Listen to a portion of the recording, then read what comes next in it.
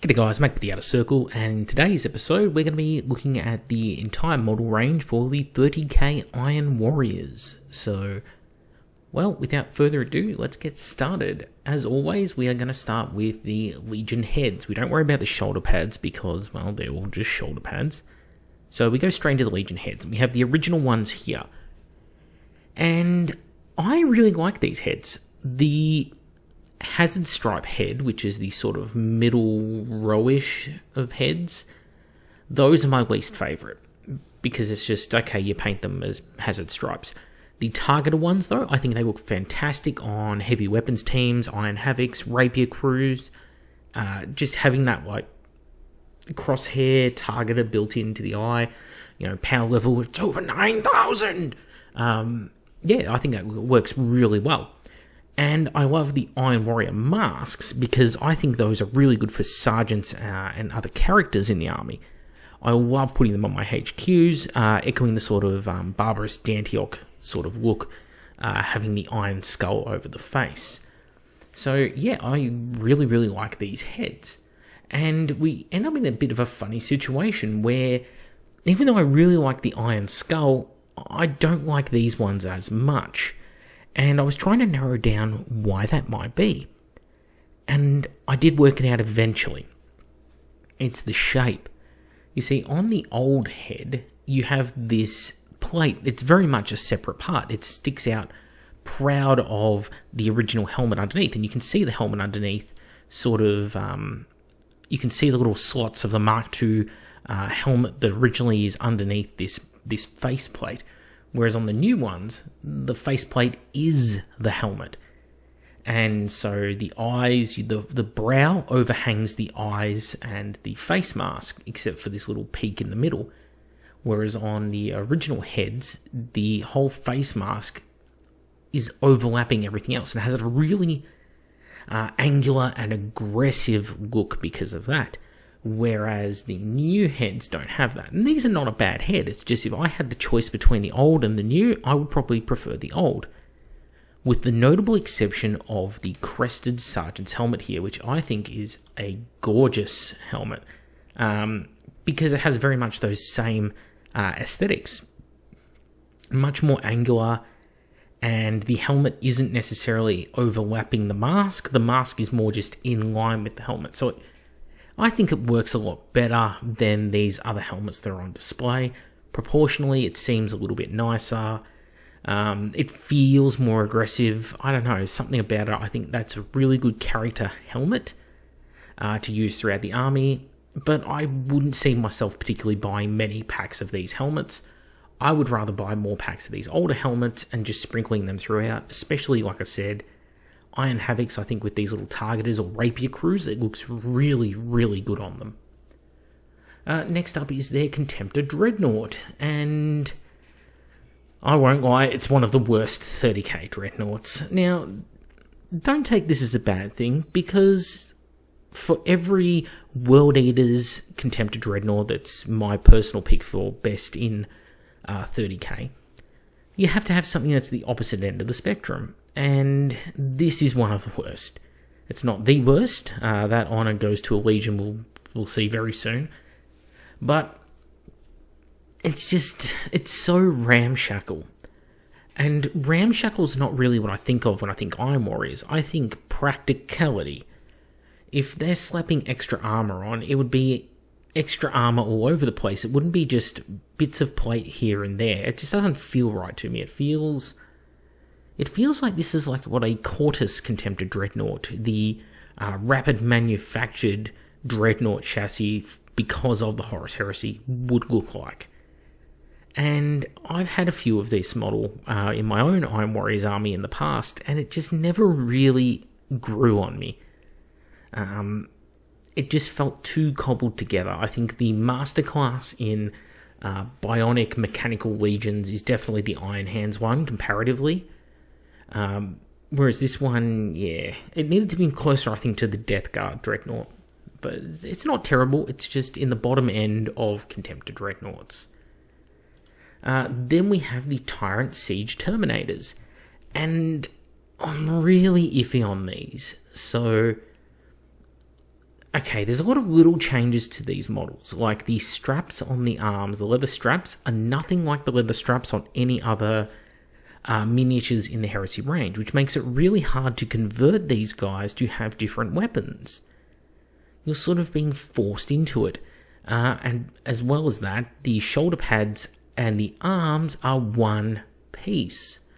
On other tactical Dreadnought armor and other Terminator suits, you have the option of putting whatever shoulder pads on them you want, really.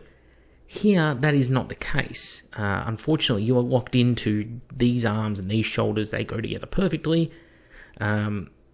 We cast them that way, and you will live with it. And unfortunately, I didn't really like that, and I have put together 10 of these. So, yeah, I don't like that aspect. Now, the missile launch isn't such a fine. The legs is another weird one, because it's basically just stock cataphracti legs, but then they did a little bit of something with the kneecaps on most of them, or added a couple of studs, or whatever. I think that's a fine approach to take, realistically. Could they have done more with it, or something more interesting? Yes, I definitely think they could have. When you look at what other Elite Legion Terminators have, if Inner Circle, Knight, Cenobium, the Dark Angels are far too far in one direction, these are kind of the opposite. These are so close to stock cataphracti, it's almost a case of why did you even bother not just using regular plastic cataphracti bodies and making missile launchers and the helmets an upgrade to them. I mean, the torsos, apart from the occasional stud, are identical to regular cataphracti torsos. The heads are really the most different part of this model, as well as the leather straps and the extended belt buckle, which, again, I'm not sure how I feel about as a design choice, because it is literally the normal cataphracti belt buckle, but then someone hit Control-C, Control-V, and just cut-pasted 6 more. I don't know, it worked really, really well on Tartarus, because on Tartarus armor, it looks like segmented armor plates on like the Death Shroud, or on the Ebon Keshig. On these guys, it just feels like a bit of a minimum effort choice. The heads are okay. They're sort of like a German Stahlhelm meets the Iron Warriors grill Legion Icon faceplate. They do the job, but so many people did conversions which look better than this, which means that, you really sort of think if, it's not even like the greatest hobbyists in the world are doing conversions of these that look sick. It's just the average person at home with missile launchers out of their bits box are doing conversions that look better than these. That probably suggests to me that you have to lift your game a little bit, and at this price point especially, I think they're a rather underwhelming kit. Very middle of the road, probably like a 5 or a 6 out of 10. Yep, it's passable. It's better than it is bad, but it's I wouldn't go out of my way to buy them. I got them and converted them heavily for another project. Then we get to the Iron Circle Domita, and I have mixed feelings about it. I think it is a gorgeous model, and the way that they've got the little belt straps here with the sort of rhomboidal turges, I think echoes the Primarch Perturabo perfectly. The design of this model, in fact, I think is gorgeous. I don't have anything negative to say about the model. But there is one thing, and that is the size. Why are these Domita? The whole point of the Iron Circle was Perturabo made a group of robot bodyguards who replaced the Dominator cohort, replaces the Dominator cohort with the Domita Ferrum. It gets confusing. And they jetpack into battle with him, they ride in his transport with him. These do not. These are the size of Contemptor Dreadnoughts. So instead of being something that's like an Ursarax or a Thalax sized unit, something that is the size of a Cataphracti Terminator, maybe a bit bigger, closer in stature to the Primarch, instead Perturabo has created a bodyguard unit of Contemptor Dreadnought sized robots. And that goes exactly against the fluff of these things as described. So if you're a pure fluff fan, and I admit I am very much enamored with the fluff, they do fall down on that point. because it's like, well, these aren't what was described to us in any of the books where they're featured. So why are they this way?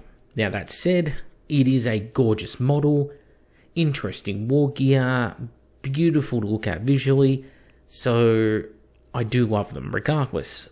But compared to what they could have been, a bit more faithful to the book and better on the tabletop because of it, because this edition, they are really not a good unit. They cost so many points, and everyone wants to take them. And I think you should take things that you enjoy playing on the tabletop that you think are gorgeous. Like, the Rule of Cool has a lot to be said for it in its favour. But it is just such a hard sell to pay so much money for a couple of these models to know that they're not going to probably earn their points back or even survive that many points worth of shooting. It's kind of rough, but that's getting more into the gameplay side of things. But yeah, I do think they are gorgeous. They just don't sync up with any of the fluff. It's like Dominion Zephon. Now, one I've thrown in here is a bit of a bonus because of the lack of Iron Warriors content. The Legion Tech Marine. This model is, I think, a bit of a staple of this particular Legion, especially in the Mark III power armor here. Because with basically a head swap, and in fact you can even get away without a head swap, this is an Iron Warriors Praetor just waiting to join your force. It really is. You can change out the hand, so he has a Thunder Hammer instead of his Power Axe. You could change out the Bolt Pistol to a Combi Melter, whatever you like. But this is very much an Iron Warrior in the making, and a gorgeous model, and I thought, hey, what better way to talk about this miniature than to include it in this video, because all the hallmarks, the trademarks are there for adding this guy into the Legion. Now, another bonus one, yes, there's two, is Ragnar Drager, who is an Iron Warrior and is one of their special characters. Downside is, he was a limited edition event exclusive miniature who went out of production 5-6 years ago. Now, he suffers a little bit from scale creep, although at the time he came out, he was one of the larger Astartes, and his Mark III armor actually most closely resembles the Ashen Circle of the Wordbearers, so I have a feeling they had a common ancestor. He is gorgeous, and even though he is a loyalist, he shows that transition between Space Marine of the Great Crusade and Chaos Space Marine of Warhammer 40,000 really nicely. You're starting to see more of that gold trim creeping in, more of the Gothic heraldry. You're seeing the start of like purity seals and oaths of moment. You're also seeing the lodge coins hanging on the belt. There are a lot of neat little details with this miniature. And he does end up becoming a loyalist in the Horus Heresy, spoilers for 10 years ago, but Ragnar Drager is one of my favourite Heresy models. And you have to think about what other miniatures were available at the time this guy came out. We had Woken, and we had Abaddon in 30k, and we had Corferon and Erebus. And then we had this guy and Ortolan Score. So not an awful lot of characters available at the time that this particular one comes out. And in that company, he holds up really nicely. If you look at who were the majority of 40k special characters at the time this guy came out, well, you're going all the way back to the days when guys like Cato Sicarius are starting to get long in the tooth, but are still used on Ultramarines' covers, front covers of the codexes. Same with guys like Shrike, Caven Shrike, who else? The Lysander miniature, Pedro Cantor. Okay, these guys are only a few years, like 5 years older than this guy is. So that goes to show like the vintage of this model, and yet this still holds up. This still looks gorgeous even today. It has detail, but it's not overblown. It's excellent conversion fodder, and I know a lot of people, including myself, have used it in practically every one of their armies, and there's a reason for that. It is gorgeous. Sadly only available through Uncle Mao or Brother Yuri these days. And last but not least, of course, the Primarch. Now, the Primarch here is a bit of a repose of Horus's Primarch miniature, right down to having the exact same pose. It's almost like they took Horus and then just sculpted a new skin over the top of him. And he is a little bit chonky, he's got a bit of a fat beer belly going on. Perturabo does, but, he's nice. Forgebreaker has definitely shows that it's been changed by Perturabo. I don't know how changing these little wings from the Emperor's Children style feathered wing to this stylized, what would you call that? Art Nouveau, Art Deco maybe, stylized wing. Apparently that makes it better but worse at the same time. I don't know how he improved the hammer. I was never a fan of the quad guns. I feel they took up too much of his arms.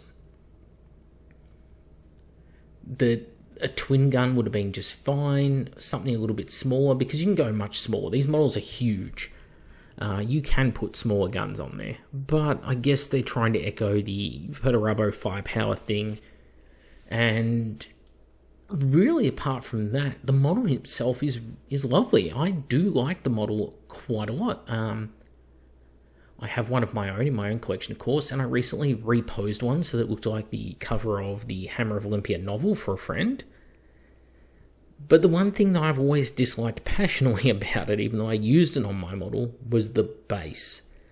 This was when bases probably got to their extreme in the Horus Heresy, because, well, it made sense for Horus to have this giant base with like a big toppled Aquila that he's standing on, walking up the staircase. Okay, that's Horus, that's the War Master.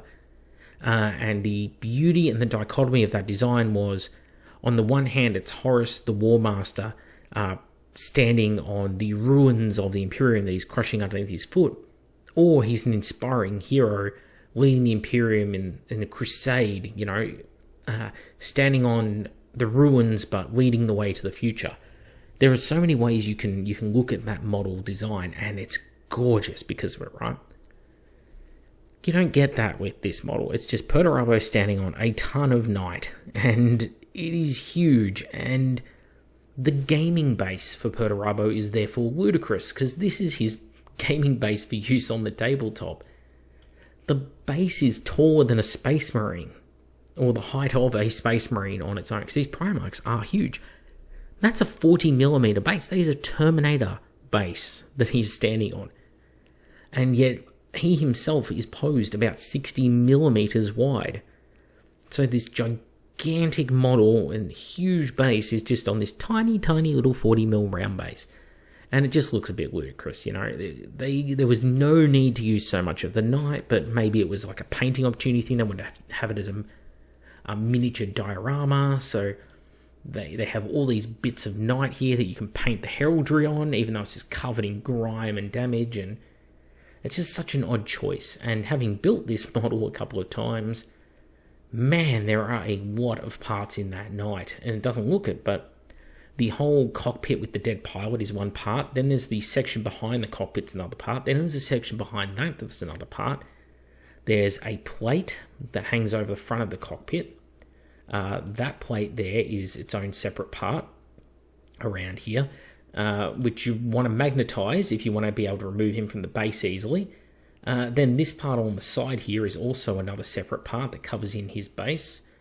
So you end up having to disassemble like 5-6 pieces just to get Perturabo out of his base. And he was the first Primarch released with 2 weapons options.